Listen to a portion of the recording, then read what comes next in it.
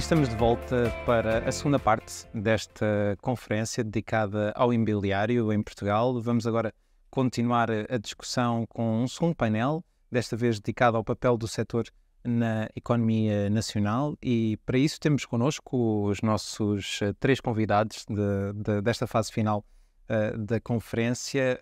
Hugo de Almeida Vilares é coautor do estudo A Crise da Habitação nas Grandes Cidades, uma análise publicada pela Fundação Francisco Manuel dos Santos.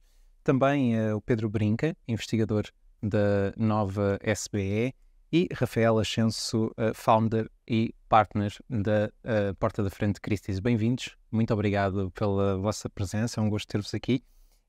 E vamos começar direto só à questão para 1 milhão de euros. Podia ser uma casa agora no centro de Lisboa, não andará muito longe disso. Que é, e começava aqui pelo Hugo, quem é o grande culpado desta crise na habitação? Estamos sempre a ouvir falar em culpados, já vimos, aliás, o dedo apontado a várias áreas da economia, o alojamento local, o excesso do turismo de uma forma geral, também o investimento direto estrangeiro. Hugo? Sim, o grande culpado, se podemos identificar é a falta de oferta de habitações no mercado. Portanto, nós, especialmente depois da primeira década dos anos 2000, começámos a construir muito pouco. Portanto, estamos a construir cerca de 1/5, 1/6 do que nós já construímos. E depois vimos, ao longo dos anos, a procura aumentar. Por um lado, por taxas de juros historicamente baixas durante muitos anos, e também pela procura externa, algum alojamento local, se calhar não tanto como aquilo que muitas vezes se argumenta, e portanto o movimento acaba por ser normal. Portanto, nós não encontramos grande evidência que haja especulação de preço, ou seja, que as pessoas compram casa hoje, têm aquela casa como ativo financeiro para vender o mais rapidamente possível. Nós olhamos para movimentos de oferta, olhamos para movimentos de procura e conseguimos identificar que os fundamentais que estão por trás da formação de preços justificam a evolução que nós temos assistido. E, portanto, nós estamos numa situação complicada, ou seja, nós hoje em dia precisamos de mais casas do que precisávamos há 10 e há 15 anos atrás. Mesmo que a população não tivesse aumentado, iríamos precisar, porque os agregados familiares são mais pequenos, precisamos de casas mais pequenas e em maior número, e nós não fizemos esse trabalho. E, portanto, depois, especialmente da crise financeira, o nosso setor da construção diminuiu bastante a sua capacidade construtiva, ainda não recuperou, e, portanto, nós fomos assistindo a este fenómeno, especialmente quando os rendimentos começaram a recuperar, e não atuámos suficientemente. E hoje em dia temos uma crise, acima de tudo, de acessibilidade. Portanto, é importante frisar que a crise de habitação em Portugal não afeta todos os agregados familiares.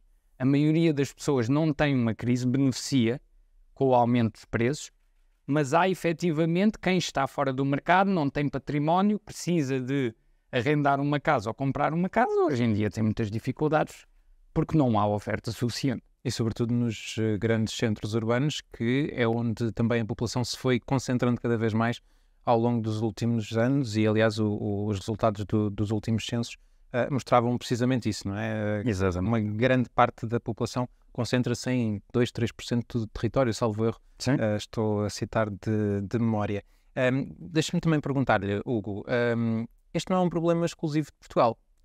Este é um fenómeno que pode ter causas e consequências diferentes, mas não é um fenómeno exclusivo de Portugal. Não é um fenómeno exclusivo de Portugal. Nós tivemos alguns anos e foi identificada alguma falta de oferta em vários países europeus. O nosso problema é significativamente mais grave e começamos a perceber a partir de agora que é significativamente mais grave porque, repara, houve um grande aumento de taxas de juros, alguns mercados já estão a reagir e nós já assistimos a baixas de preços em alguns mercados europeus, na Alemanha, na Suécia, onde a oferta é mais reativa, e no nosso caso isso ainda não aconteceu. Portanto, nós temos um grande abrandamento do crescimento de preços. Os últimos 2 meses mostram algum abrandamento, mas nós continuamos com uma dinâmica de crescimento de preços e uma dinâmica de crescimento de preços em variações homólogas ainda acima do rendimento. Portanto, é um problema europeu, tem causas que são comuns, tem causas que são diferentes, mas o nosso caso é particularmente mais difícil. E precisávamos de uma resposta europeia também a este desafio. Temos visto a resposta europeia a surgir em temas em que não era tão normal existir. Estou-me a lembrar da questão da saúde durante a Covid-19. Aliás, falou-se muito na criação de uma nova União Europeia da saúde. Precisávamos de uma resposta europeia também para esse problema, ou é uma questão que deve continuar a ser da competência dos Estados-membros? Eu penso que deve continuar a ser da competência dos Estados-membros, acima de tudo porque envolve questões que são de natureza nacional, natureza de planeamento, natureza fiscal, até muitas vezes. Há aspectos onde a Europa pode intervir, onde um orçamento europeu pode intervir, nomeadamente grandes projetos ao nível dos transportes que são fundamentais para as áreas metropolitanas. Também já há alguma intervenção, por exemplo, neste Orçamento de Estado, há cerca de 500 milhões de euros num orçamento de 1,1 mil milhões que vem do PRR, nomeadamente para a habitação no âmbito do primeiro direito e para os alojamentos de emergência. Portanto, alguma intervenção vai sendo feita. Eu penso que a União Europeia, quer dizer, previsivelmente continuará a fazer a intervenção que tem feito historicamente, ou seja, em grandes investimentos estruturais e no apoio, neste caso, ao parque público, através neste caso, do PRR. Muito bem. Pedro Brinca, a perguntar-lhe também, ou melhor, lançar-lhe aqui uma pergunta que também é complexa e eu sei que ficaria aqui com certeza o resto da tarde a explicar-nos em detalhe, mas que impacto real é que tem o setor imobiliário em Portugal? Tem havido umas oscilações ao longo dos últimos 20 anos, já significou mais no PIB, entretanto tem descido um pouco. Que impacto real é que tem? O setor imobiliário, tradicionalmente, é um setor muito impactante, primeiro porque é a forma dominante de poupança das famílias. Nós formos ver aos ativos, todos os países europeus ocidentais, o grosso da poupança de quem a tem, na grande maioria, é a habitação. Isso é primeiro. Muitas vezes serve de colateral até para empréstimos para começar negócios, por exemplo. E um dos problemas que nós estamos a ver com a subida dos preços é que com a subida dos preços e com o apertar da legislação macroprudencial, que obriga a impactos maiores de entrega na aquisição por crédito, aquilo que nós começamos a criar é aqui duas gerações. Uma geração que conseguiu comprar casa e consegue constituir poupança, e uma outra geração que está no mercado de arrendamento, não consegue transitar querendo, obviamente, não consegue transitar para o mercado de aquisição de habitação e não constitui poupança. Isto do ponto de vista de desigualdade de riqueza, por exemplo, é um fenómeno que está a ser bastante pronunciado, não é? Isso por um lado. Por outro lado, Portugal, e mais especificamente a Portugal, há questões mais características do nosso mercado, como o facto de o grosso do crédito imobiliário ser a taxa variável, e isto faz naturalmente com que a subida das taxas de juros tenha um efeito mais restritivo sobre a economia portuguesa do que terá noutras geografias onde o crédito a taxa fixa não permite que este mecanismo de transmissão, aliás, Lagarde, na conferência de Sintra, queixava-se isso mesmo, que no espaço da zona euro, uma parte da transmissão da política monetária, e é o aumento da taxa de juros para retirar poder de compra a famílias, empresas e pessoas, famílias, empresas e governos, peço desculpa, não era tão forte, não é? Por via do paradigma dominante da taxa fixa. Pois Portugal está um bocado complicado porque é uma das exceções, não é? Por isso, por aí também naturalmente também afeta. Ter um mercado de habitação completamente disfuncional não ajuda ao mercado de trabalho, porque se eu quiser ir trabalhar para outro sítio onde tenho uma boa oferta, o mercado no estado que está, é impossível eu poder tirar partido dessa oferta de emprego se ela implicar que eu vá viver para outro sítio, por exemplo. Ou seja, tudo isto são situações que tornam todo este problema muito mais complicado. Obviamente que o setor da habitação tem um impacto na economia que vai muito para lá apenas do efeito ou da ideia de viver ou de habitar, não é? Uhum. Eu perguntava-lhe isso porque é uma das críticas que com alguma frequência vamos ouvindo, que não é um setor que crie riqueza para a população que se sinta no bolso dos portugueses, e por isso é que também lhe quis fazer essa questão. Está esclarecido. Alargar aqui o debate também ao Rafael Ascenso, dar-lhe novamente as boas-vindas, e deixá-lo à vontade desde já para comentar aquilo que já foi dito, Mas perguntar-lhe também, e fazendo já aqui a ligação para o Orçamento de Estado, um Orçamento de Estado que nasce órfão de alguma forma e que poderá ter que vir a ser retificado nos próximos meses, o que é que o preocupa do ponto de vista de quem está no mercado imobiliário todos os dias, tentar captar novos clientes? Bem, muito obrigado pelo convite. Começando pela sua sugestão de comentar algumas das coisas que foram ditas e pegando nesse tema, houve aqui uma coisa que foi dita muito importante, que é que os preços que existem atualmente não são especulativos. Nós temos essa experiência. Nós, enfim, 60% ou 70% do nosso negócio é a venda de casas em planta, só portugueses como estrangeiros, e portanto seria de esperar que, se houvesse um mercado de especulação, que a maior parte desses imóveis comprados em planta, durante os tais 2 anos de vida do projeto, até à sua conclusão, que, chegando perto do término, fossem colocar-vos uma série de imóveis para venda por parte desses investidores. Ora, essa percentagem é muito diminuta. Logo, completamente o que foi dito aqui. Portanto, não temos experienciado especulação imobiliária a esse nível. Antes, pelo contrário, eu acho que todos os investidores nacionais e estrangeiros, enfim, têm mantido, a sua maioria, os imóveis para si, quer para habitação própria, quer para rendimento. Não existe essa especulação. Digo que não haja 3 ou 4. Sim, mas não de forma expressiva. Não é uma forma expressiva. Por outro lado, também foi dito aqui também que nós temos que nos habituar a olhar para as cidades de uma forma diferente. Quando se diz hoje que os portugueses não conseguem comprar no centro de Lisboa, eu gostava de perceber o que é o centro de Lisboa. Falámos aqui nas acessibilidades. Portanto, o centro de Lisboa não é aquilo que era quando eu tinha a idade do fogo, não é? Sim. O centro de Lisboa hoje é completamente diferente. Quer dizer, nós temos que incluir no centro de Lisboa a margem sul, temos que incluir Loures, temos que incluir Sintra. É um grande centro. É um grande centro de Lisboa.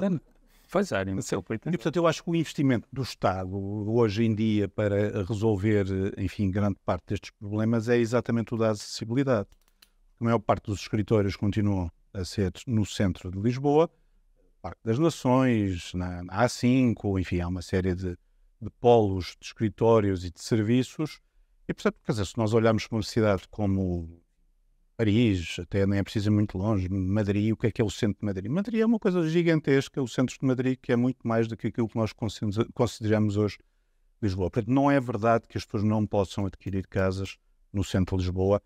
Enfim, nós temos 2 ou 3 empreendimentos a meia hora ou 40 minutos do centro de Lisboa por transportes públicos e que ninguém os considera centro. Eu acho errado, acho que os temos que considerar e passar, enfim, a mudar aqui um bocadinho o paradigma e a mentalidade do que é o centro de Lisboa. Mas deixe-me perguntar-lhe, Rafael, a questão do aumento dos preços e dessa falta de acesso das famílias à habitação não se esgota no tal antigo centro de que falávamos, mas também aí na margem sul, na região de Mafra, Torres Vedras, Leiria, enfim, portanto esse fenómeno alcança um território já bastante considerável. O problema está sempre do lado da oferta. Aqui foi referido, 10% de oferta do que tínhamos há 20 anos atrás, de construção nova, e portanto aí reside o grande problema. Acho que existem uma série de medidas que podem ser tomadas, podemos falar nisso mais à frente, pelo Governo, que não se esgotam. Enfim, não são imposições, são benefícios para a construção. Não é só o Governo Central, são também as câmaras municipais, porque os PDMs que permitem a construção não estão sobre a alçada do Governo Central, estão sobre a alçada das câmaras municipais. Portanto, há um trabalho muito grande a ser feito nas câmaras municipais. Enfim, nós assistimos nos últimos anos, ou nas últimas décadas, a uma restrição dos PDMs. Se for pegar no PDM de Sintra ou de Cascais, ou de Lisboa, há 10 anos ou há 20 anos, consentiam muito mais construção, tinha muito mais território urbanizável do que tem hoje. E, portanto, houve uma restrição do território urbanizável. Eu acho que isso era uma das primeiras coisas a fazer, era, no fundo, alargar aquilo que são as áreas de construção nos PDMs das câmaras municipais mais afetadas por este fenómeno. E isto não tem a ver com o Governo Central, tem a ver com as autarquias. Já vamos às soluções, já vamos aprofundar um bocadinho essa. Agora, pegando na questão do impacto da habitação na economia. Bom, nós, e falando da nossa experiência, 60%, já chegou a ser mais, mas 60% das nossas vendas são para estrangeiros. Portanto, nós há muitos anos que temos uma vertente de captação lá fora muito forte. Enfim, o ano passado vendemos a 36 diferentes nacionalidades. Este ano já vamos também mais ou menos com o mesmo número. Qual é que se destaca mais já agora? Este ano? Sim. Este ano, bom, há muitos anos são os brasileiros. Este ano e o ano passado, surpreendentemente, em terceiro lugar aparecem os americanos. Portanto, tem sido esse o... Tradicionalmente eram os franceses, suecos, enfim, uma série de outras nacionalidades por aí fora. Mas, dos últimos 2 anos, destacadamente a seguir aos brasileiros, os americanos. Um número muito expressivo. E, portanto, essas pessoas, essas famílias, no fundo, vêm trazer muito valor aí à nossa economia. Se nós nos lembrarmos daquilo que foi, já se falou aqui no painel anterior, a recuperação de Lisboa. A recuperação do centro de Lisboa foi feita essencialmente através do investimento estrangeiro. Portanto, através do Golden Visa, do residente não habitual, todos esses programas fizeram com que viessem muitos estrangeiros e pusessem Portugal no mapa. Hoje em dia, eu diria que o Golden Visa não é... O fim do Golden Visa não teve grande impacto. Agora, o fim do RNH... Portanto, essa é a medida que não gosta de... Não gosto de todo, porque isso tem trazido para cá, e pela nossa experiência, pessoas com, enfim, bastantes recursos, podem escolher qualquer país que quiserem. A verdade é essa, ou nós estarmos a dizer-lhes que não podem vir, para eles não ter problema nenhum, escolhem outro. Quem perde somos nós. Há vários países a oferecerem o mesmo programa. Deixa-me perguntar-lhe, Rafael, muito rapidamente, para depois voltarmos aqui aos nossos investigadores, perguntar-lhe se já sente essa preocupação, esse feedback. Desistências, por exemplo, tem esse... E redução da procura. Redução da procura por parte de estrangeiros, e não é só a redução da procura, é também a instabilidade. Para um investidor, para alguém que queira mudar, não só para investidores, imagino que é uma família dos Estados Unidos que resolve pôr Portugal no mapa das suas preferências para uma mudança, por uma série de fatores que nós continuamos todos a ter. Saúde, educação, muito mais barata, segurança, tudo isso vamos continuar a ter. Mas eu ponho Portugal no mapa junto com outros países que oferecem o mesmo tipo de programas. A instabilidade, o facto de dizer, bom, hoje é assim, amanhã é assado, quer dizer, é para este país que eu quero ir. Gera alguma desconfiança também nos investidores. Hugo, não sei se quer comentar também esta questão do regime de residente não habitual. Isto poderá aqui ter... Há uma pergunta que eu coloquei no painel anterior e que me parece relevante e que vem sendo também apontada muitas vezes a este governo e a outros, que é esta nossa incapacidade de medir, de avaliar as medidas, o impacto real das medidas antes de tomarmos uma decisão. Vocês consideram, e aqui estendo-vos a pergunta aos dois, que houve esse trabalho prévio nesta alteração ao regime? Não.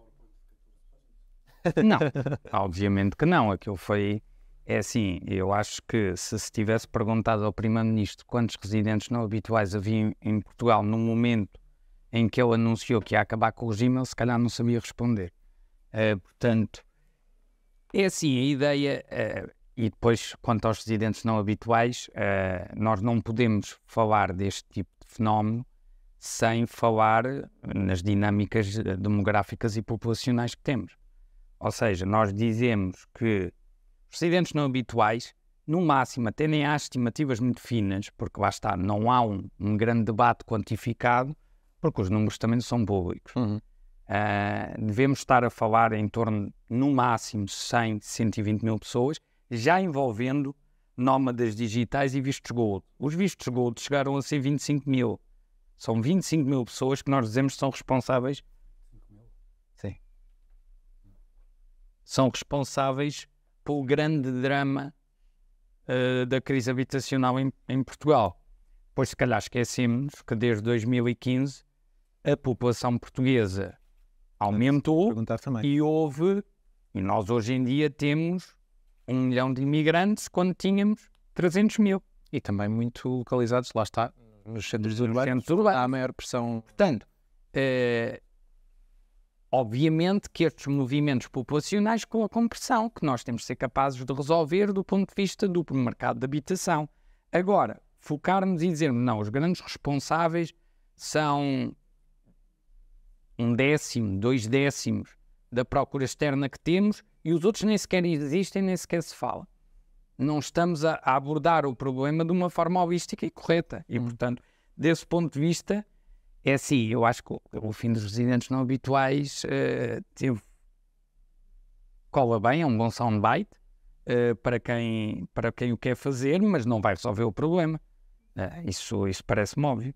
E Pedro, da mesma maneira que não temos dados para avaliar o impacto negativo que este regime pudesse eventualmente ter, também não temos dados para avaliar o impacto negativo no setor e na economia que poderá agora ter o facto de não ter sido continuado, portanto, ter sido interrompido e ter sido limitado. Eu acho que isso é uma pergunta de nível 2. Sim. A pergunta de nível 1 é, e se tivéssemos os dados era diferente? E porquê que não temos os dados? Mas antes disso, mesmo que os tivéssemos, teria feito diferença. Vamos lá ver. PRR é um programa que, em termos de fluxos financeiros no país, só é comparável à altura que vinha o do Brasil. E nós entregámos a gestão do PRR, o Primeiro-Ministro leu um livro, gostou muito, e entregou o PRR a um engenheiro de Minas.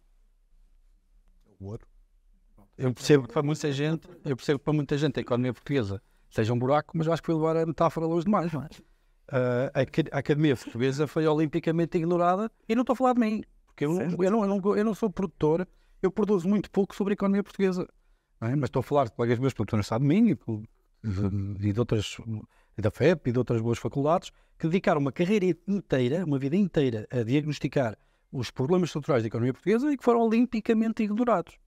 A minha pergunta é, mesmo que houvesse os números, faria diferença? Sinceramente acho que não. E eu vou dizer, por exemplo, estamos a falar dos Vistos Gold. Os Vistos Gold foram 7 mil milhões de euros em 10 anos. 7 mil milhões. 90% para o mercado residencial. Ou seja, 90% para o mercado residencial são 6.300 milhões. Foram transacionadas 10.322 casas. Em 2021 foram transacionadas no mercado, só num ano, 165 mil casas. Com 28 mil milhões. Se nós dividirmos os 6.300 milhões de euros pelas 10.322 casas, ficamos a perceber duas coisas, ou três. A primeira é que o valor médio de transação são 600 mil euros. E a pergunta que eu faço é por causa de casas de 600 mil euros que temos António Costa na televisão a falar de crise social da habitação? Não me parece, não é? Os Vistos Gold foram responsáveis por 0,6% das transações em volume e 2,5% das transações em valor. Se eu quiser comprar uma casa na Baía de Cascais, pois aí que acredito, com o Revolução Americano tenho-me obrigado a viver para vir. Ou se estiver aqui na Lapa, tive que ir para o Lumiar. Mas não é, mais uma vez, não é por causa disso que temos o Primeiro-Ministro na televisão a falar de crise social da habitação. Não é? Não é? Quer dizer, agora, os Vistos Gold para mim é uma situação complicada, porque eu, enquanto economista, partilho obviamente tudo aquilo que disse o Hugo, sou a favor, obviamente, da manutenção do regime, como cidadão sou contra, por uma questão de moralidade fiscal, mas pronto, aqui é esta bipolaridade entre cidadão e economista. O que é que deve fazer? Trama. Eu acho que a economia serve os princípios e os valores, e às vezes os valores custam caro, não é? E é precisamente quando os valores custam caro que é uma medida, é um teste realmente da integridade, mas pronto, isto é agora a conversa para o outro lado. Mas acho sinceramente que Vistos Gold não tiveram impacto nenhum.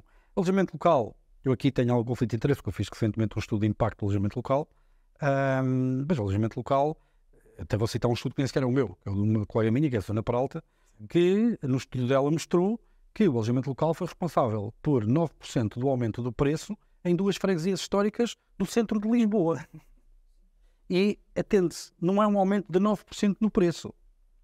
É um aumento do preço de 9%. O que é que eu quero dizer com isto? O preço aumentou 100, o alojamento local foi responsável por 9%. Ou seja, e isto em 2 freguesias históricas do centro de Lisboa.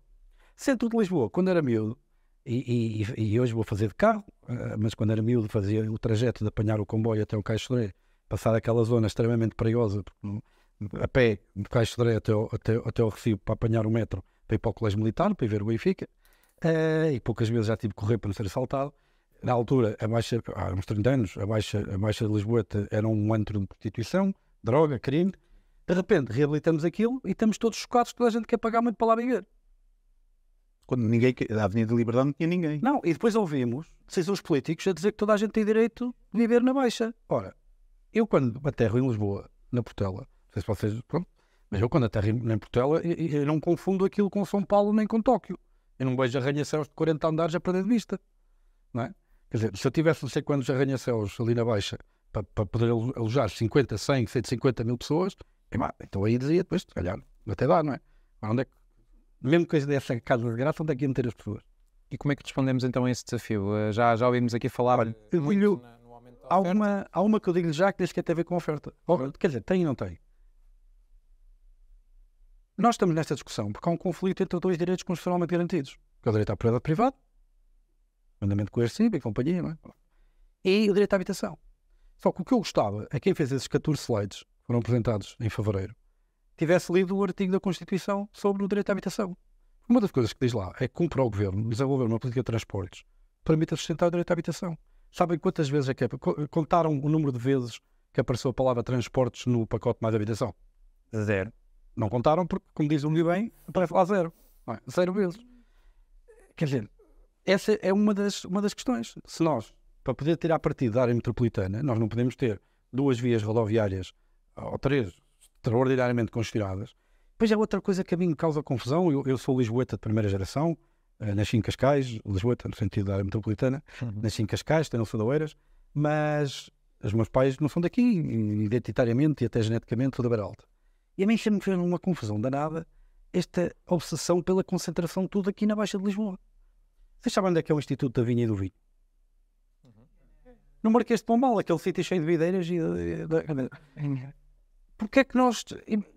Eu, a única hipótese que algum dia vou ter na vida de viver numa das zonas mais caras de Lisboa é ter um tiro em alguém. Por ver para a prisão ali o Parque de God Setting. Tipo, ter uma prisão em Prime Real Estate em Lisboa é algo que para mim é chocante. Porque é que nós temos prisão. E não é só em Portugal, quer dizer, não é só em Lisboa. Em Coimbra é a mesma coisa. Ali ao pé do Papa, não é? Fomos a Évora no centro histórico. Quer dizer, isto não faz sentido nenhum. O Ministério da Defesa deve ser o Ministério da Defesa mais rico.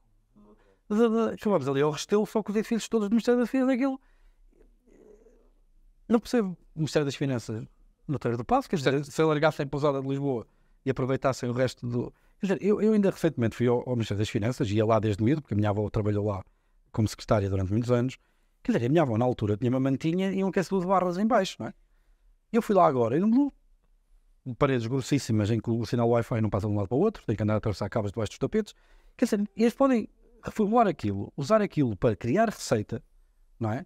Tirar de lá trabalho de baixo valor acrescentado, dar condições às pessoas que lá trabalham, porque é muito difícil chegar lá e o custo de vida é elevado. Pá, e acabarmos com esta saloice, perdoem-me a expressão, de que tudo tem que ser no centro de Lisboa.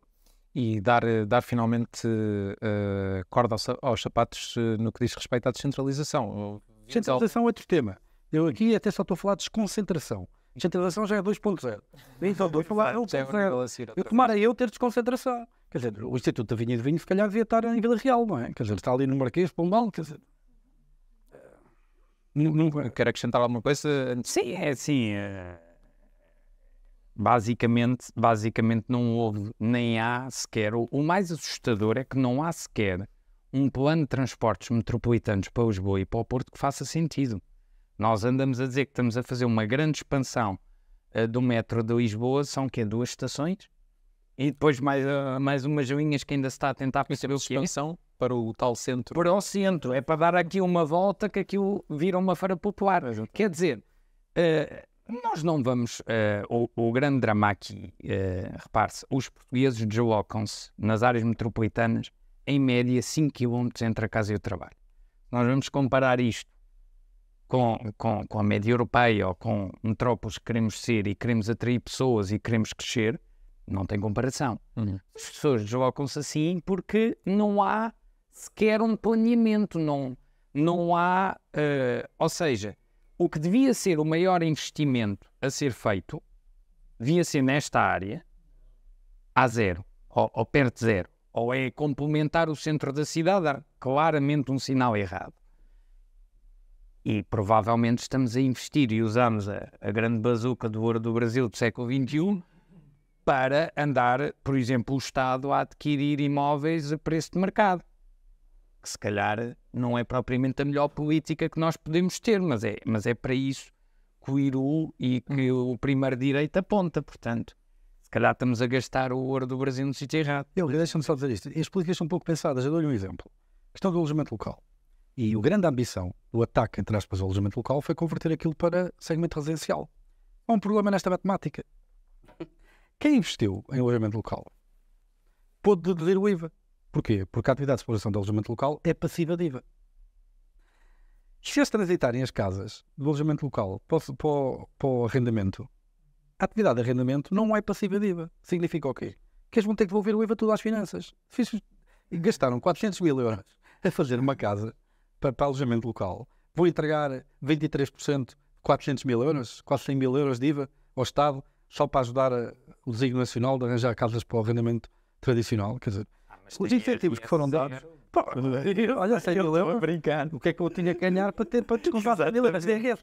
As medidas acho que são... Mas também não é fácil fazer medidas boas quando não há um diagnóstico. Vejo com essa cena das 750 mil casas. Quer dizer, eu sou um grande, entre aspas, latifundiário de casas. Eu tenho uma data de casas. É um monte de pedras de granito na Malhapão, que é um pinhal que a minha avó tem lá na Beira Alta. Quer dizer, as casas não estão onde as pessoas vivem, porque nós tivemos um enorme erro, como já foi aqui falado, não é? Pessoas do interior para o litoral. Porque quando falo 750 mil casas desabitadas, eu aposto que a maior parte das pessoas nesta casa tem uma vozinha com 3 ou 4 casas lá no meio do pinhal que já ninguém vive lá. E se calhar contou para a matemática. Quer dizer... Sim, é assim. Destas 700... Tem-se feito muito trabalho para perceber onde é que estas 750 estão. 750 mil casas. E havia o Estado nos centros urbanos, eu agora não me recordo do número, mas era... Descobriu-se que metade delas estão à venda ou para arrendamento. Portanto, essas não contam. Isto é um mercado a funcionar, isto não é comprar laranjas, leva tempo a vender e, portanto, há sempre um fluxo de casas disponíveis. Nós sabemos isso há muitos anos. E, portanto, fez as contas mais detalhadamente. Na área metropolitana de Lisboa há 80 mil.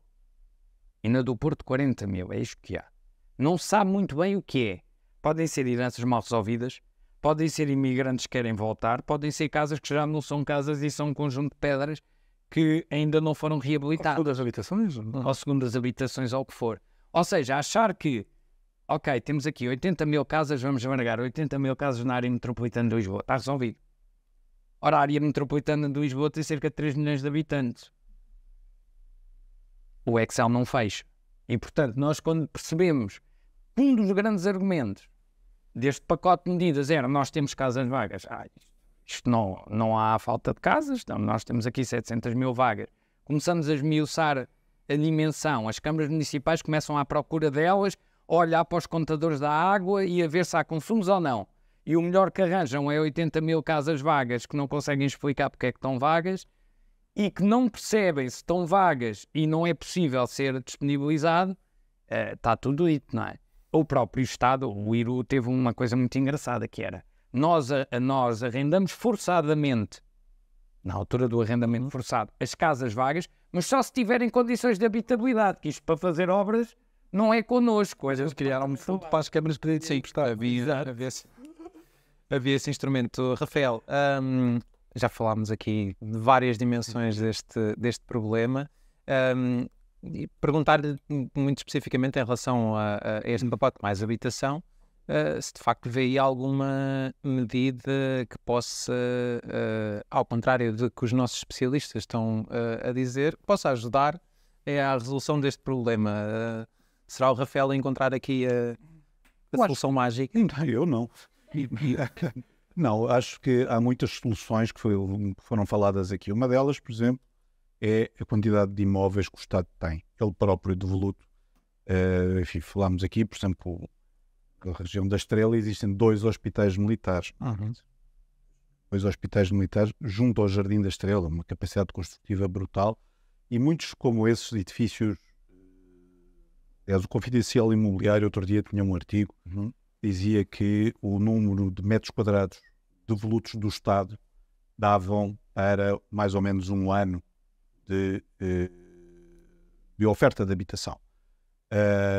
Enfim, várias regiões do país, mas São para aí 160 mil. mais concentrados na região, enfim, nos centros das grandes cidades. Portanto, eu acho que uma das questões, acho que o programa Mais Habitação, voltando um bocadinho atrás, é um programa de responsabilização do governo. É um programa de responsabilização. Porque se eles quisessem ser responsáveis por uma solução, aquilo que faziam era irem incentivar, no fundo, a produção de nova habitação, seja por imóveis do próprio Estado, seja dando condições aos privados para produzirem mais e obrigando também as câmaras a disponibilizarem mais terrenos para essa mesma construção. Portanto, eu acho que estes 3 vetores, esses sim, seriam os principais focos que deveriam estar no programa de Mais Habitação e não está lá nenhum. Portanto, e isso é que é o ponto. Portanto, é um programa de responsabilização e que não vai, acho eu, esta questão dos tetos das rendas, questão completamente absurda, não é? Quer dizer, isto presta-se a tudo, não é? E, portanto, não acho que... Houve uma tentativa que eu acho que poderia ter tido algum impacto. Enfim, foi feito algo, mas não tudo, que é a redução do IRS para os contratos de média e longa duração. Acho que isso sim seria uma boa medida para quem tenha imóveis devolutos, senta-se atraído a colocá-los no mercado de arrendamento. E agora, conjugar isso com dizer às pessoas, você hoje põe por 100, quando essa pessoa se for embora, o máximo pode pôr 102, quer dizer, estamos a dar com uma mão e a tirar com a outra. Portanto, se estamos a incentivar a baixa do IRS e depois dizemos à pessoa, não, mas você agora está completamente condicionado. Seja qual for a inflação, vai ter aqui um índice mais 2%. Quer dizer, isto não são leis de mercado, ninguém vai para o mercado dessa forma. Não é? Também, E depois não compra lei. E depois não compra lei. Fazer com que os senhorios uma extensão também do Estado Social. Há uma medida de... Mas quem tem que fazer política social é o Estado. Aliás, o que aconteceu face ao controle de rendas é que nos contratos novos Subiu 30% ou 40%. subiu 30%. Ou seja, quem está fora do mercado não tem contratos de arrendamento e é realmente onde a crise da acessibilidade se coloca. Mas nunca subestimemos a ambição do regulador. Porque para este Orçamento de Estado a ideia era que quem tivesse tido as casas no mercado de arrendamento nos últimos 2 anos não pudesse cobrar um preço superior àquilo que a lei permitiu o aumento, mesmo que fosse um contrato novo. Não é? Nós nunca podemos subestimar. Mas eu acho que a pergunta do 1 milhão de euros, como começaste a tudo, é uma pergunta que eu geralmente não sei, aproveito aqui alguém do setor para perguntar, que é se é possível, ou se é apelativo, e não estou a falar só da questão do ambiente económico, porque essa aí nós já sabemos é catástrofe, não é? Mas se é possível construir, vamos lá ver, se é rentável construir para a classe média? Acho que a pergunta é um pouco essa. Eu vou dar a resposta. Houve uma inflexão bastante grande dos principais promotores com quem nós trabalhamos aqui de Lisboa, do mercado de luxo para um mercado de segmento médio e médio-alto. E, portanto, nós temos muitos exemplos dessa inflexão. Nós hoje, aliás, temos muitos mais lançamentos no segmento médio-alto, médio-alto, do que propriamente no segmento de luxo, principalmente em Lisboa. Não estou a falar de Cascais, Cascais é um mercado à parte. O médio-alto funciona bem, eu não quero acabar com os ricos, eu quero acabar com os pobres. Se a pergunta que eu faço é se o mercado da classe média, por si, independentemente se é rentável, se é apelativo. É apelativo. É apelativo. Aparentemente, os preços por metro quadrado, o que é que aconteceu hoje? Aconteceu que, mesmo que compre um terreno, imagino, por 200, 300 euros por metro quadrado de construção, que existem aqui muito perto de Lisboa, o problema hoje é que não se consegue construir com IVA a menos de 1.800 euros o metro quadrado. E, portanto, estas duas coisas somadas, mais o lucro do construtor, do promotor, mais todos os custos de taxas, de compensações à Câmara, de infraestruturas, suportar o IVA, tudo isso.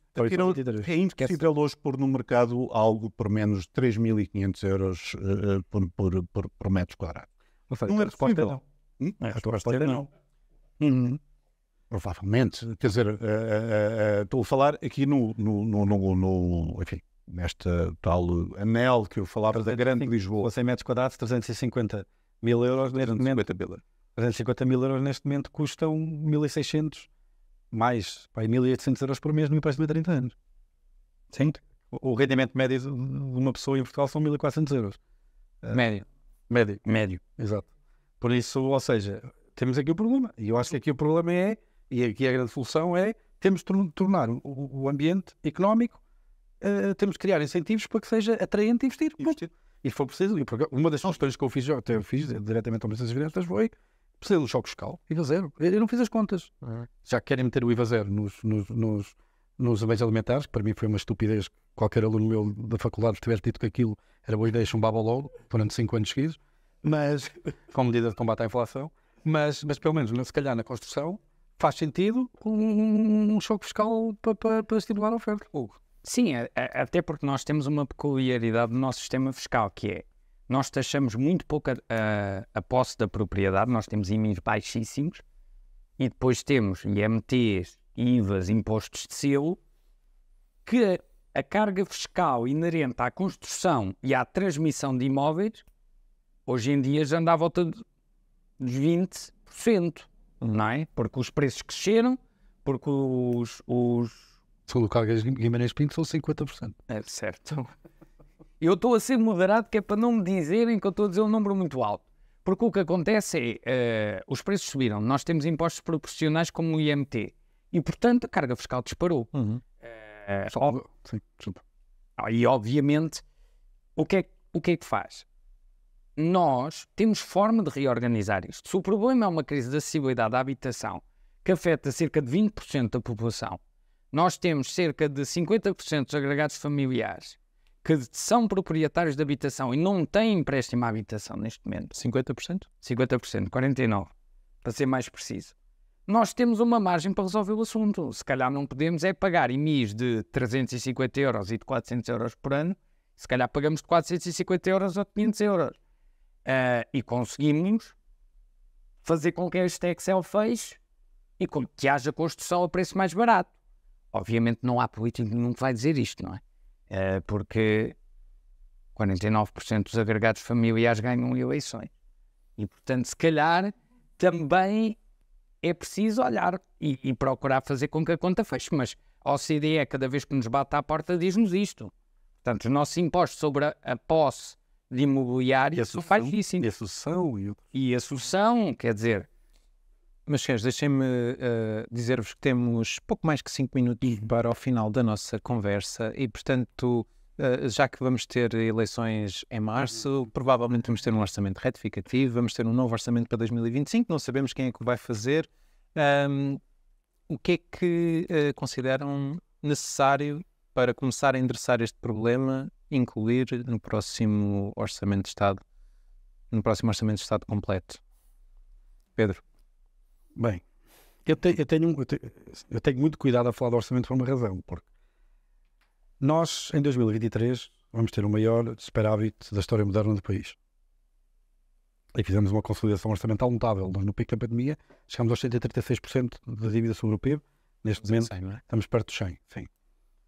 Mas mesmo com esta consolidação toda, mesmo com esta consolidação orçamental toda e com os superávites, em 2022, cada português pagou de juros sobre a dívida 468 euros. Em 2024 é previsto o PAC 736. E agora tens um problema que é, como tiveste este superávit anunciado acima do esperado, a reentrada política no verão ficou marcado para ver quem é que custava mais impostos. Começou primeiro, aliás, até começou antes, começou em abril para a estabilidade de crescimento com os 2.600.000 até 2027. Entretanto, o PSD chega a setembro, não, mas afinal nós queremos fazer 1.200.000, mas só em 2024. Depois o PS ainda ultrapassa outra vez o PSD e diz, não, afinal são 1.500.000 ou 1.500 milhões já para 2024. Eu gostava de lembrar o seguinte, para este orçamento, desde que caiu o governo, foram feitas 1.900 propostas de alteração.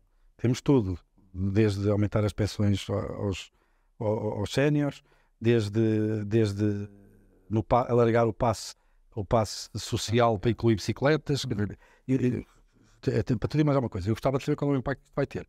Por uma razão. Primeiro, o cenário macroeconómico que está subjacente à proposta de Orçamento de Estado para 2024, hoje parece muito otimista. Primeiro, tem um crescimento de 1,5% do PIB. A Comissão Europeia, na última comunicação, semana passada, já vai baixar a previsão para 1,3%. Sabendo que a receita tipicamente é proporcional ao PIB, começamos logo a perceber por aí o que é que pode vir aí, não é? Depois, todas estas medidas estão a ser propostas e a silly season até março, não é? Vamos ver quem gasta mais. E atento, exatamente. Pronto. Com um problema, é que, como eu comecei a dizer, os economistas acreditam que a política monetária tem um efeito desfasado. Que a subida da taxa de juros tipicamente exprime-se passado 12 meses. Olhem para trás 12 meses e vejam qual era a taxa de juros. E percebem que o grosso do impacto da política monetária ainda vem para a frente.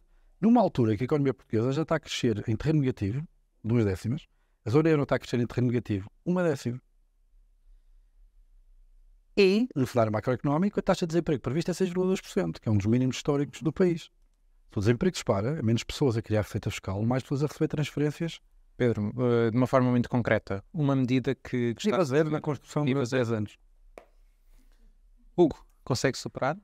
Já que estamos nesta fase Não, licitação. não consigo de todo superar e subscrevo que, sem dúvida, quer dizer, o orçamento vai ser totalmente transfigurado e eu estou convencido que o próximo governo que pegar rapidamente corrige a situação, porque as contas já não fecham, não é? O IU cai numa semana, isto cai na outra, dá-se aqui mais qualquer coisa e, portanto, no que diz respeito a esta, eu até acho que isto não se resolve com medidas de orçamento. Isto resolve com planeamento a longo prazo. O IVA zero é um planeamento a longo prazo e, portanto, aqui não é uma medida de orçamento. Depois famosas reformas estruturais que... Sim, quer dizer, ao orçamento o que cabe, além de fomentar a construção, que faz parte de uma medida estrutural, é apoiar quem tem mais dificuldades neste momento. Isso globalmente está feito e inclusivamente está mal feito. Quer dizer, se formos ver o apoio às rendas, as pessoas precisam de ter um contrato de arrendamento já com 1 ano. Deixa-me só dizer isto. Isto foi uma das grandes questões também que aconteceu, porque com a crise financeira parece que subsidiar, lá está, a política social de apoio à habitação, os subsídios às rendas a partir de 2010 desapareceram todos. Também foi parte do problema. Rafael, Desculpe, bem, eu não conheço tanto de macroeconomia, mas do ponto de vista... mas do ponto de vista do nosso mercado, Exatamente. eu acho que o IVA zero seria obviamente uma medida extraordinária, mas eu acho que nós temos que olhar para o mercado e se calhar recuperar uma série e ver o que é que foi feito no passado. O investimento de Lisboa, a recuperação do centro de Lisboa, a recuperação do centro do Porto e das principais cidades foram feitas com incentivo e não com imposições. E, portanto, e quem devia saber mais, todos nós, sobre isso, era o atual primeiro-ministro missionário, que beneficiou, enfim, no seu mandato, não, enfim, foram medidas introduzidas por ele, foram medidas introduzidas anteriormente, mas beneficiou o mais possível sobre isso.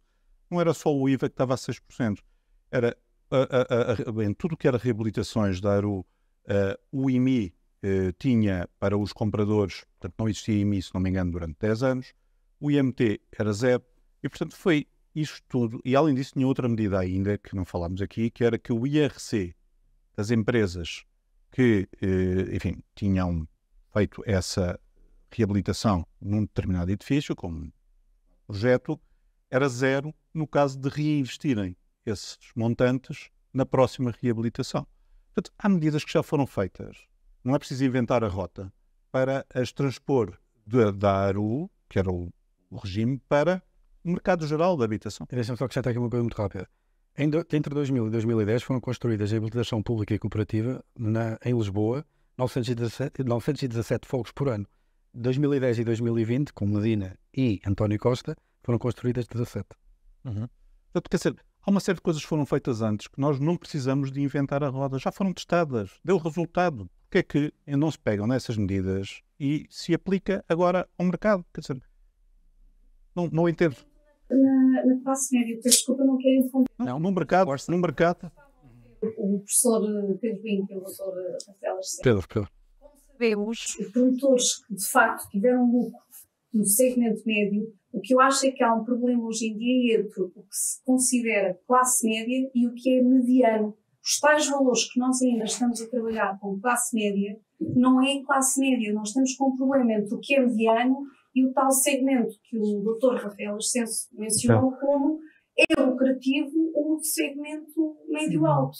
Mas estas medidas, vamos lá ver, que foram introduzidas em Lisboa, foram muitas vezes para todos os imóveis, portanto, quer dizer, e não só para Lisboa, enfim, para o Porto, para tudo o que era centros históricos, as ARUs existem, acho, em todas as cidades, principais cidades. Sim. Até pegar no programário que foi feito na altura e transpô-lo para nível nacional. Fazer um famoso 2.0, 4.0, enfim. Muito bem, meus senhores, chegou ao fim o nosso tempo, já cedemos aqui um pouco até aquilo que estava previsto. Agradeço também à plateia pela participação, peço desculpa de não poder dar-vos um pouco mais de voz, já não temos de facto tempo.